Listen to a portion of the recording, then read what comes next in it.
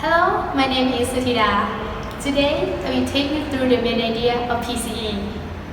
Sometimes, data are collected on a large number of variables from a single population. Graphical display may also not be particularly helpful. To interpret the data in a more meaningful form, it's necessary to reduce the number of variables, and PCA is one way of doing that. Principal Component Analysis, or PCA, is a statistical procedure that tracks the most important features of a dataset. A key point of PCA is to reduce the number of the dimensions of the given dataset. For example, it is possible to approximate a set of points to a single line, so reduce the dimensionality of the given points from 2D to 1D.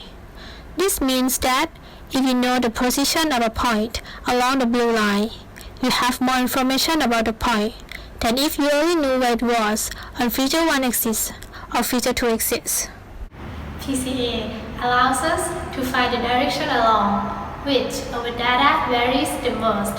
The result of running PCA consists of vectors called eigenvectors, which are the principal component of a dataset.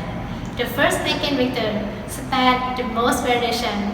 The second eigenvector spans the second most variation, and so on. Enough theory. Let's see how we actually do this using SVD. Start with a simple data set. We start by plotting the data. We calculate the center of the data. Then we shift the data, so the center will be the origin. Note, shifting the data did not change how the data points are positioned relative to each other. Now, we find a line that fits the data most.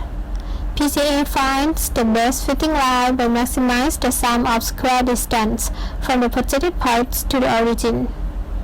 Suppose this is our best fitting line. We call the first best fitting line Principal Component 1, or PC1 for short. Suppose PC1 has slope 0.25. It means that the data are mostly spread out along the gene 1 axis and only a little bit spread out along the gene 2 axis. The unit vector of the line is called eigenvector for PC1, and the SS distance for the best fit line is called eigenvalue for PC1. Then we find the next PC.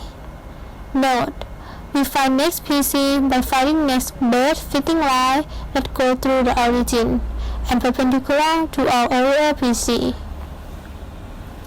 And because this is only a 2D graph, PC2 is simply a line through the origin that is perpendicular to PC1. Then we calculate the eigenvalue for PC2. Finally, we draw a final PCA plot. We prefer eigenvector that span the most variation to be horizontal. Then we find where the samples go in the PCA plot. And one last thing, we find variation for each PC. Suppose the variation for PC1 is 15 and the variation for PC2 is 3. So the total variation around both PCs is 18. That means PC1 accounts for 83% of the total variation, and PC2 accounts for 17% of the total variation. You can see, the earlier the PC, the more it accounts for the total variation, and the more it is important for the data. Suppose we have done PCA for 3 variables. You can see that PC1 and PC2 account for the vast majority of the variation. This means that a 2D graph using just PC1 and PC2 would be a good approximation of a 3D graph, since it would account for 94% of the variation in the data. As you can see, PCA helps us emphasize variation and bring out strong pattern in the dataset.